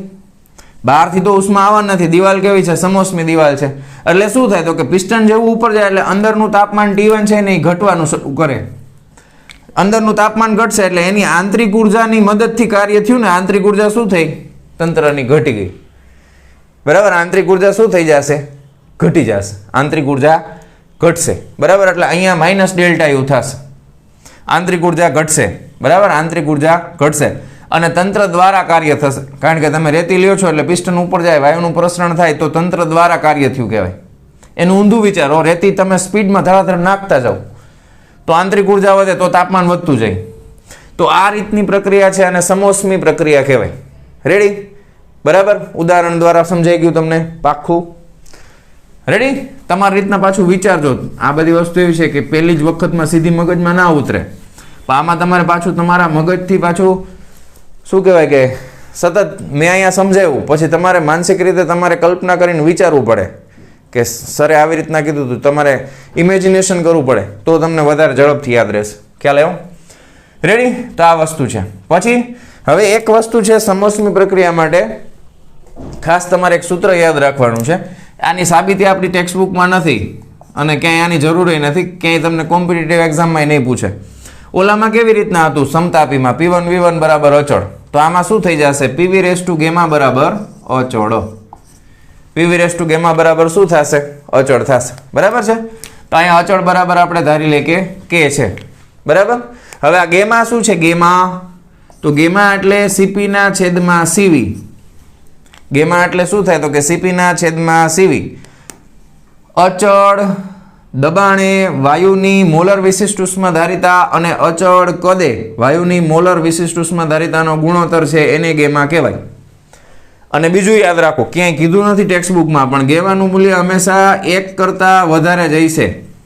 શું કામ? કારણ કે તમને આનો બીજો સંબંધ ખબર છે. CP-CV બરાબર ગેમા થાય. આપણે લાસ્ટ લેક્ચરમાં ભણ્યા હતા. તો CP-CV બરાબર ગેમા હોય તો એનો મતલબ એમ છે કે CP હંમેશા મોટા હોવા જોઈએ, CV એના કરતાં નાના હોવા જોઈએ તો ગેમા મળે. તો ગેમા છે એ ધન સંખ્યા છે કોઈ પણ અને 1 કરતાં મોટી જોઈએ કારણ કે CP મોટા હોય, CV નાના હોય. CP-CV બરાબર R. અને R ની કિંમત તમને ખબર છે. R ની કિંમત કેટલી છે? 8.31 જૂલ પર મોલ કેલ્વિન, બરાબર ને. હવે R ની કિંમત 8.31 છે. એનો મતલબ એમ કે CP મોટા હોય, CV નાના હોય. CP મોટા હોય, CV નાના હોય. તો જ R ધન મળે ને. ખ્યાલ આવે છે ને તમને? તો જ પોઝિટિવ થાય. આવું સમજાય છે ને? બોલો હા કે ના? બોલો બોલો બોલો. રેડી ને? મગજમાં ઉતરી ગયું? એક કરતાં મોટી હશે. પણ એક MCQ સરસ મજાનો, કોઈ સમોસમી પ્રક્રિયા, કોઈ એક પ્રક્રિયા છે જેમાં PV રેસ ટુ ગેમા છે એવું તમને કહે રકમમાં, પછી એમ કે એ પ્રક્રિયામાં ગેમાની કિંમત 1 છે, ગેમા છે ને એ 1 છે, તો કેવી પ્રક્રિયા હોય? આ કેવી પ્રક્રિયા થાય? સમતાપી. કેવી થાય? સમતાપી. જો MCQ બની ગયો સરસ મજાનો. કેવી રીતના? તો કે PV રેસ ટુ 1 એટલે PV બરાબર અચળ થઈ ગયું ને ટૂંકમાં, P ની 1 ઘાત V ની 1 ઘાત, તો એ તો સમતાપી પ્રક્રિયા થઈ જાય. તો આ એક MCQ બની ગયો. ખ્યાલ આવ્યો તમને? રેડી? અહીંયા સુધી ડન? પાકું? હાલો, હવે આપણે આના માટે ફરી પાછું જેવી રીતે ઓલામાં ઢાળ શોધ્યો છે એવી જ રીતના આમાં પણ આપણે ઢાળ શોધશું. ટેક્સ્ટ બુકમાં નથી પણ ઢાળ જરૂરી છે, બરાબર? કોમ્પિટિટિવ એક્ઝામ માટે પણ ઢાળ શોધવો ખૂબ જરૂરી છે. હવે અહીંયા આપણે બહુ ગીચો ગીચ નહીં કરતા. આ ઉતારી લેજો, કહેવાનું પાછું રહી ગયું. તમારે ઉતારી જ લેવાનું તમારી રીતના વિડીયો પોઝ કરીને. પછી એમ નહીં કહેવાનું સર તમે ભૂલી ગયા એટલે હવે ન ઉતાર્યું, એમ ન કરાય, ઉતારી લેવાય. હાલો, હવે સમોસમી પ્રક્રિયામાં PV રેસ ટુ ગેમા બરાબર અચળ. રેડી? હવે આનો ઢાળ શોધવાનો છે DP ના છેદમાં DV બરાબર શું થાય એ આપણે જોવાનું છે. તો હવે અહીંયા સૂત્ર છે PV રેસ ટુ ગેમા બરાબર અચળ એટલે કે ધારી લઈ, પાછું વિકલન કરવાનું. પહેલું ઊભું રહેશે, બીજાનું વિકલન x ની n ઘાતનું વિકલન શું થાય? તો કે ઘાત આગળ આવે, 1 ઘાત ઓછી થાય, v પ્રત્યે વિકલન છે એટલે dv, વત્તા બીજું ઊભું રહીએ પહેલાનું વિકલન, p પ્રત્યે વિકલન છે એટલે dp, અચળનું વિકલન થાય 0. ખ્યાલ આવ્યો? ઓકે. તો અહીંયા p gamma v raise to gamma -1 મારે dp ના છેદમાં dv કરવું છે ને? હા, આને ન લખાય, પહેલા આને લખી નાખી. તો v raise to gamma dp બરાબર આ સામે જાય એટલે માઇનસ ગેમા પહેલા લખી નાખી, પછી p v raise to gamma -1 અને આ dv. હવે dp ના છેદમાં dv આને સામે જવા દો, તો dp ના છેદમાં dv બરાબર માઇનસ ગેમા p ના છેદમાં v રેસ ટુ ગેમા, આ v રેસ ટુ ગેમા -1 થઈ ગયું. રેડી? હવે આ ગેમા છે આધાર સરખો, તો ઉપર જાય તો માઇનસ ગેમા થાય, તો આ શું થઈ જાય? આ માઇનસ ગેમા, આ p, આ v રેસ ટુ ગેમા -1 આ ઉપર ગયા એટલે આ માઇનસ ગેમા, ગેમા કેન્સલ થઈ ગયા, v ની -1 ઘાત એટલે આ માઇનસ ગેમા p ના છેદમાં v, -1 એટલે છેદમાં આવે ને. તો જો આ dp ના છેદમાં dv, તો ઢાળ કેવો આવ્યો? Minus gamma p by v. સમતાપીનો ઢાળ કેવો હતો? સમતાપીમાં dp બાય dv બરાબર શું હતું? -p ના છેદમાં v હતું. તો એના કરતાં ગેમા ગણો ઢાળ વધારે હોય, ગેમાની કિંમત 1 કરતાં મોટી છે એટલે હંમેશા આ છે ને શાર્પ હશે, ઢાળ એકદમ શાર્પ હશે, તીક્ષ્ણ ગુજરાતીમાં. કેવી રીતના? ધારો કે હું તમને કહું કે અહીંયા આગળ દબાણ વિરુદ્ધ કદ બરાબર 2 પ્રક્રિયા આપેલી છે. એક પ્રક્રિયા આ રીતની છે બરાબર, અને બીજી પ્રક્રિયા આ રીતની છે. હવે આ 1, આ 2, આ 3 બરાબર, આ બંને પ્રક્રિયા છે. આમાંથી એક સમતાપી છે, એક સમોષ્મી છે. બોલો સમોષ્મી કઈ હોય અને સમતાપી કઈ હોય? તો જેનો ઢાળ ઓછો આ સમતાપી. ખ્યાલ આવ્યો? જેનો ઢાળ વધારે આ કેવી? સમોષ્મી.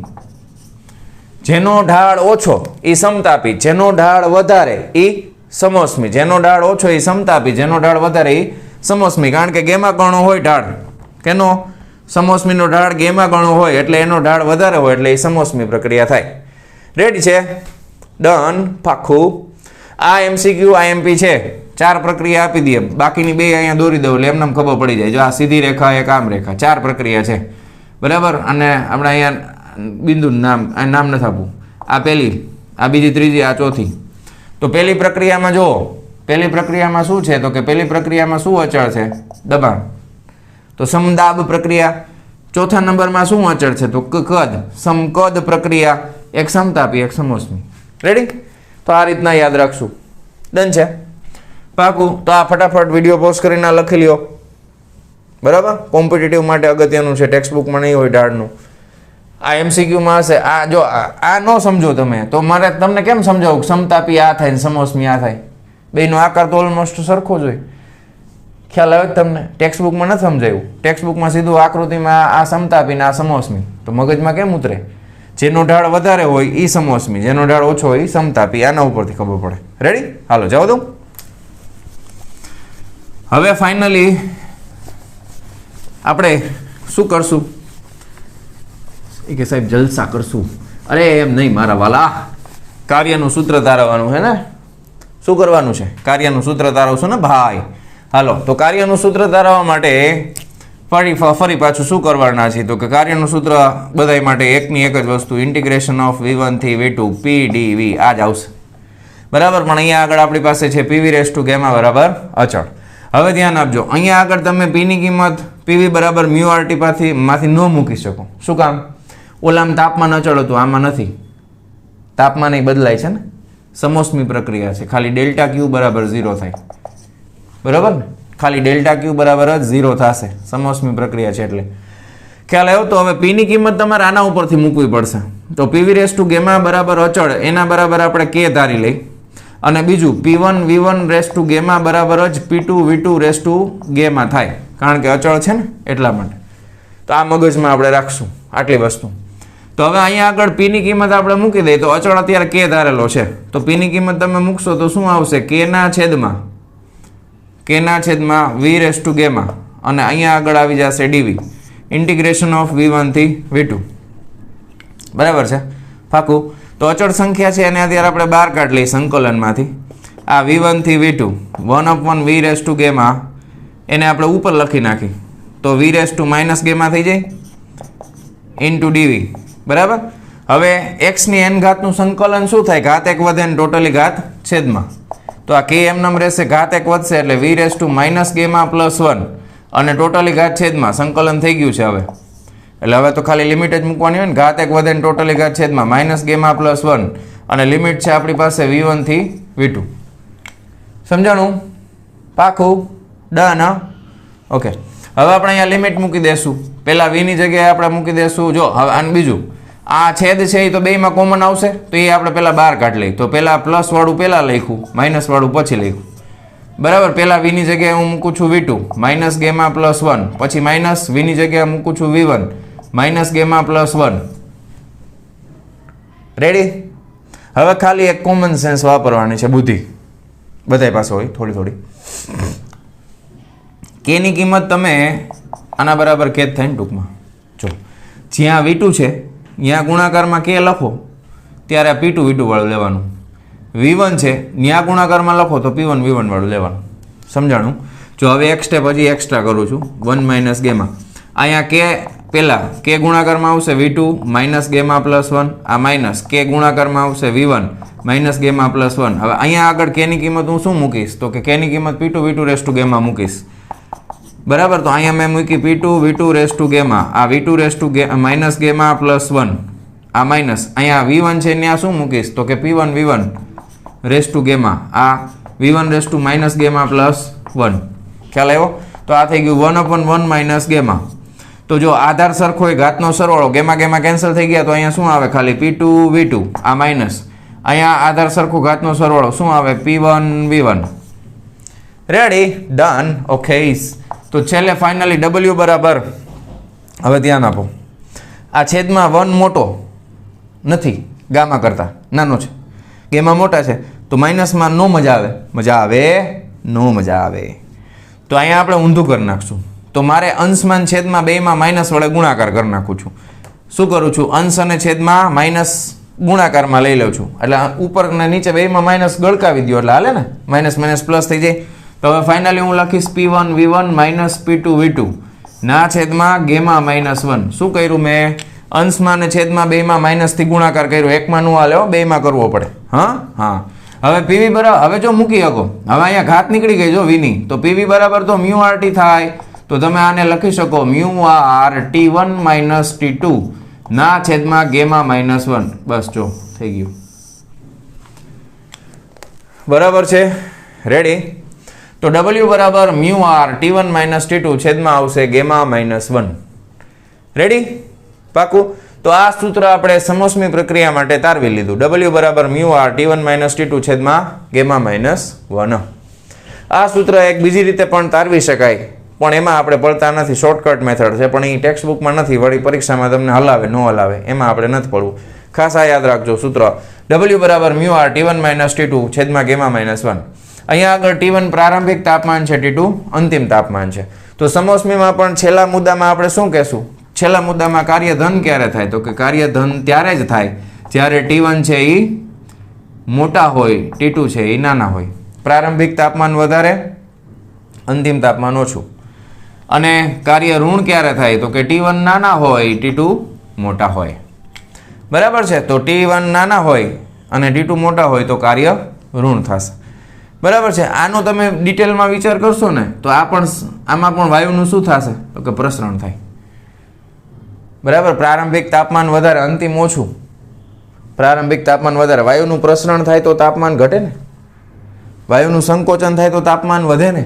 તો અંતિમ તાપમાન વધારે હોય તો જો આ વધારે હોય તો કાર્ય ઋણ. ખ્યાલ આવ્યો તમને? હવે ડિટેલમાં થોડુંક વિચારજો, માનસિક રીતે તમારે વિચારવાનું છે.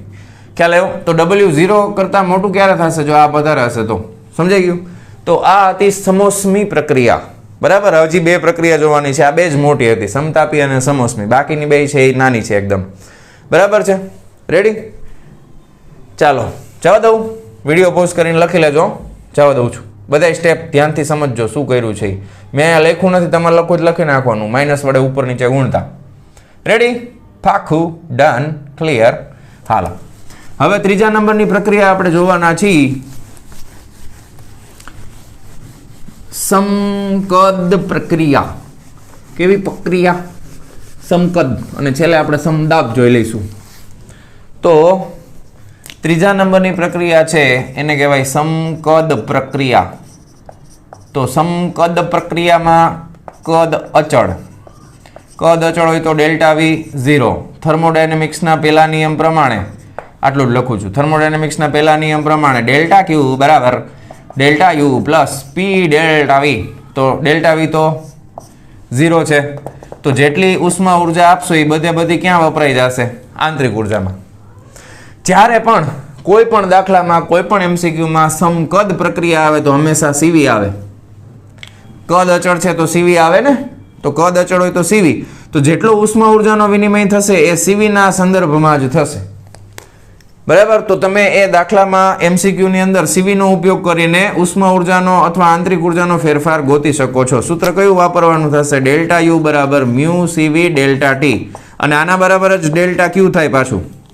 ખાલી આ બે સરખા જ હોય ને. તો આ સૂત્રની મદદથી તમે ઉષ્મા ઉર્જાનો વિનિમય શોધી શકો છો. હવે આમાં કાંઈ કાર્ય થવાનું જ નથી એટલે કાર્ય ગોતવાનું કાંઈ આવશે નહીં. અને આ સમકદ પ્રક્રિયા છે એટલે આલેખ તમને સાવ સહેલો એકદમ. P અને V બરાબર. સમકદ, કદ બદલાય નહીં, સીધી રેખા.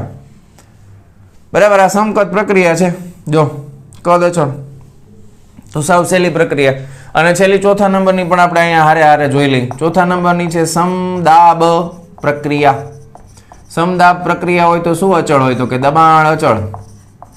તો દબાણ અચળ હોય તો એ તો બધી વસ્તુ કોમન સેન્સ. થર્મોડાયનેમિક્સના પહેલા નિયમ પ્રમાણે ડેલ્ટા Q બરાબર delta U plus P delta V.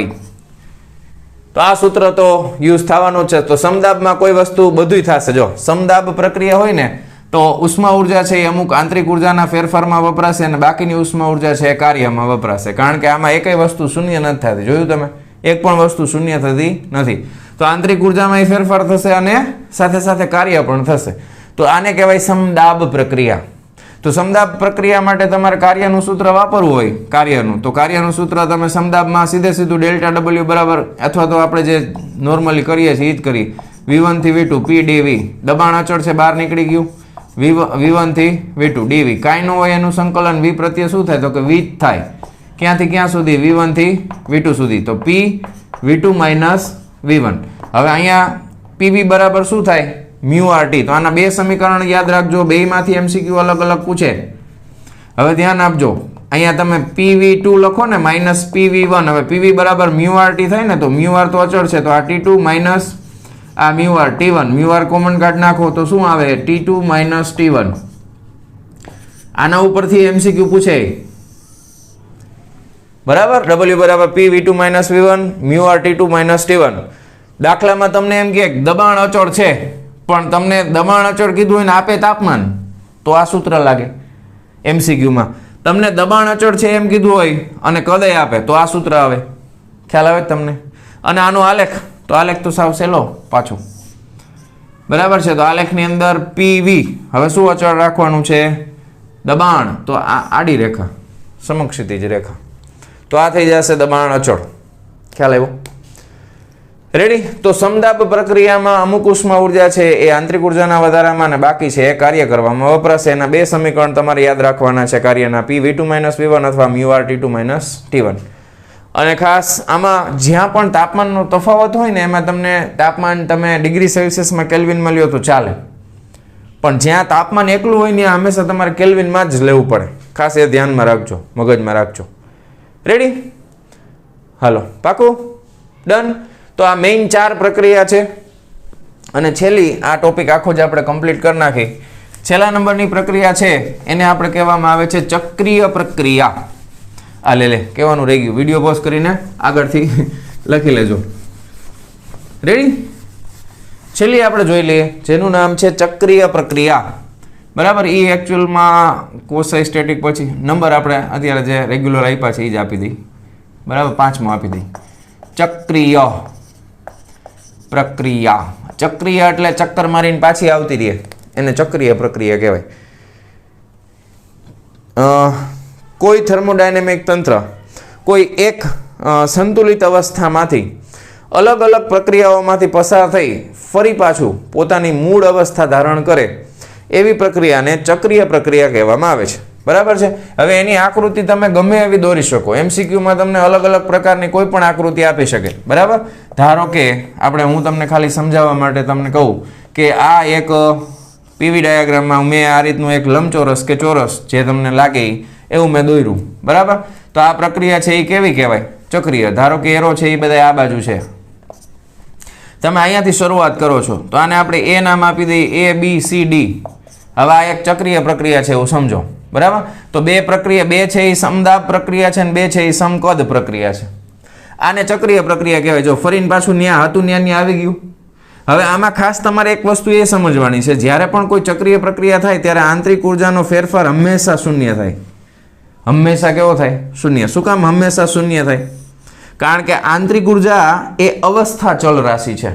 તો તંત્ર જે અવસ્થામાં પહેલા હતું પ્રક્રિયા કરીને ફરી પાછું એ જ અવસ્થામાં આવે તો આંતરિક ઉર્જા તો બદલાવાની નથી. તો આંતરિક ઉર્જાનો ફેરફાર હંમેશા કેવો થાય? શૂન્ય થાય.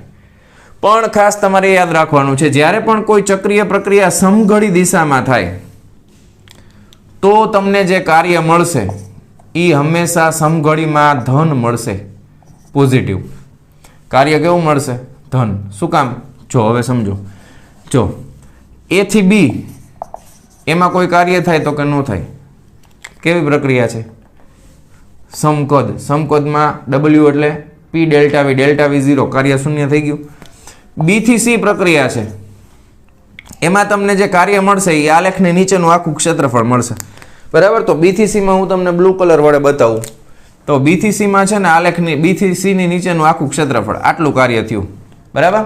તો અહીંયા તમને +W1 જેટલું કાર્ય થયું એવું માનો. બરાબર? હવે ફરી પાછું તમે C થી D માં આવો તો C થી D માં નીચેનું ક્ષેત્રફળ શૂન્ય, કાર્ય 0 થાય, કદ અચળ છે. અને ફાઇનલી તમે D થી A પ્રક્રિયા કરો તો D થી A માં તમે જશો, એને આપણે રેડ કલર વડે બતાવી.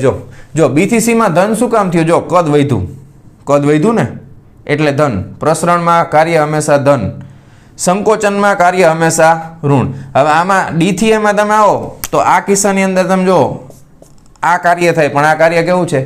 ઋણ છે. એ કાર્ય કેવું છે?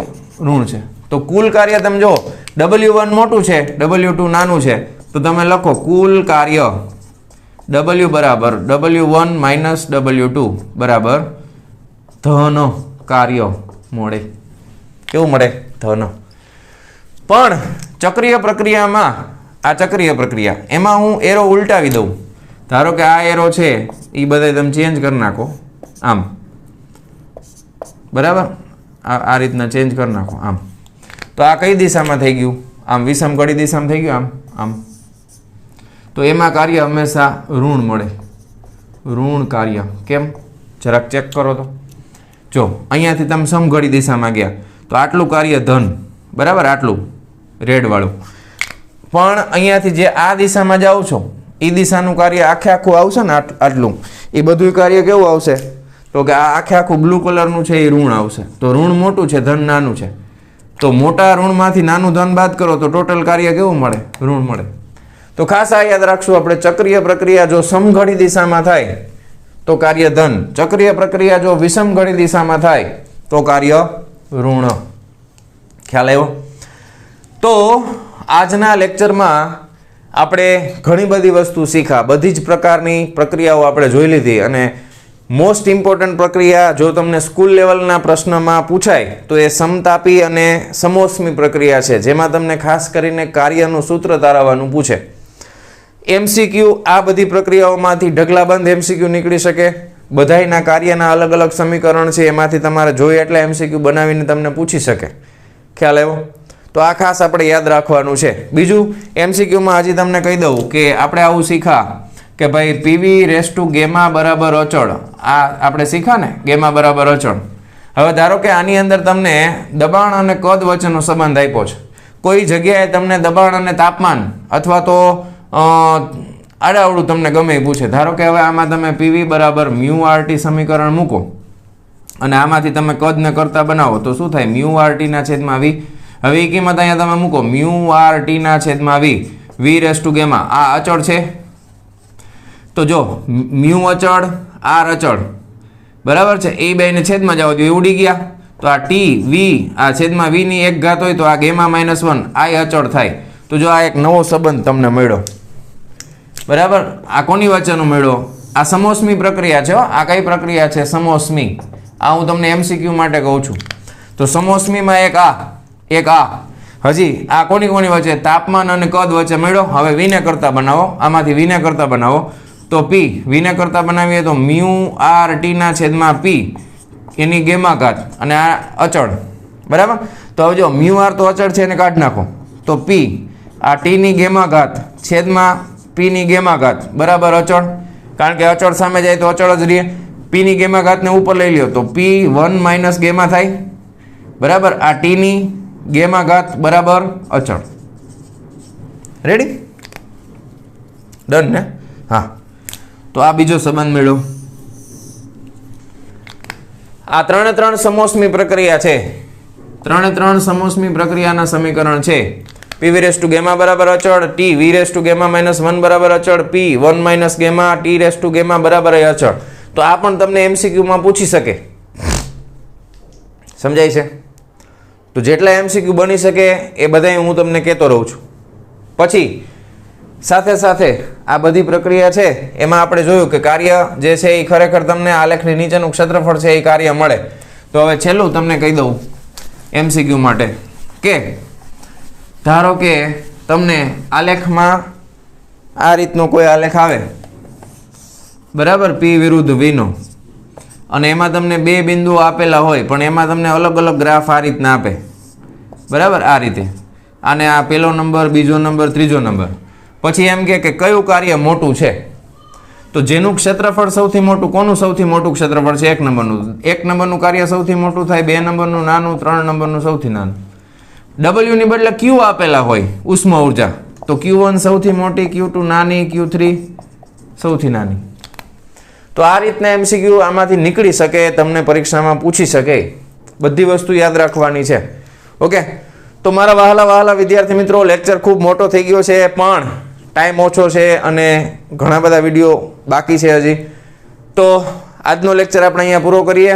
ખાસ લેક્ચર પૂરો તમે જોઈ લીધો હોય, ટેક્સ્ટબુકમાંથી રીડ કરી લેજો, જાતે બધા સૂત્ર તારવવાનો પ્રયત્ન કરજો, બરાબર. અને એક્ઝામ માટે બેસ્ટ ઓફ લક. મળીએ પાછા નેક્સ્ટ વિડીયો લેક્ચરમાં. ત્યાં સુધી આવજો.